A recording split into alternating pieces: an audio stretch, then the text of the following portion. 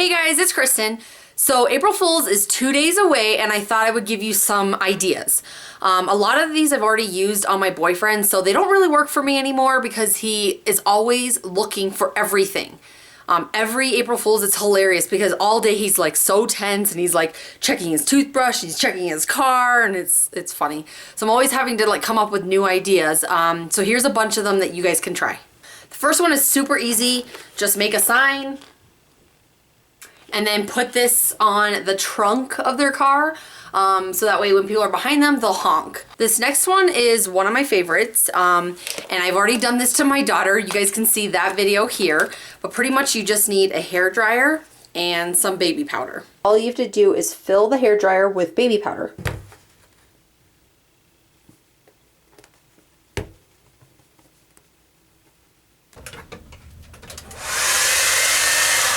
Just be prepared that you may need to buy a new hairdryer.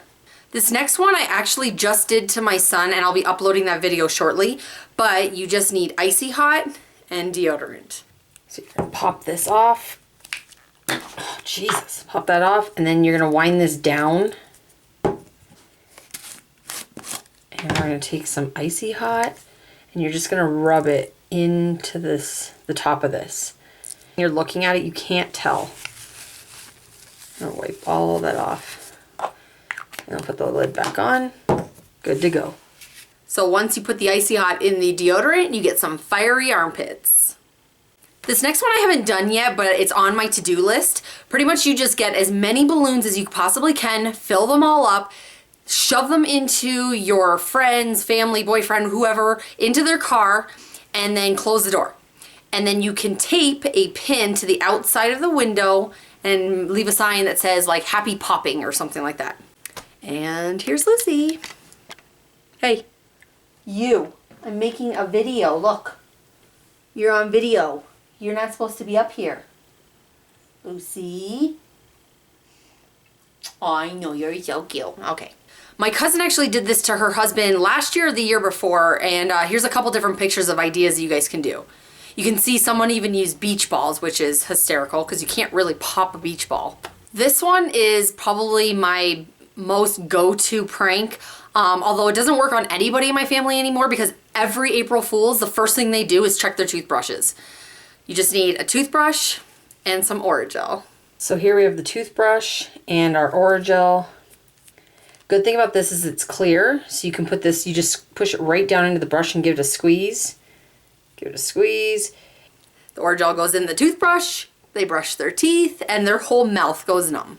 If you want something a little more simple, you can pick a really funny ringtone or some sort of quote from a movie or anything like that and make that somebody's ringtone. And then if you call them in a public place, it's really embarrassing.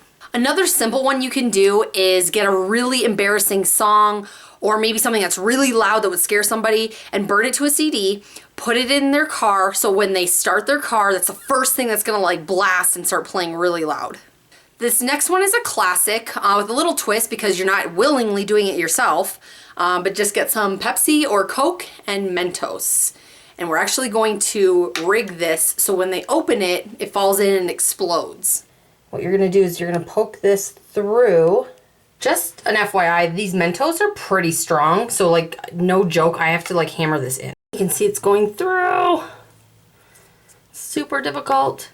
Ugh, there we go. Now I'm going to add my string. I'm gonna add the string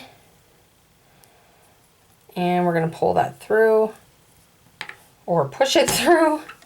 These things are tough little guys. Okay, there we go, finally.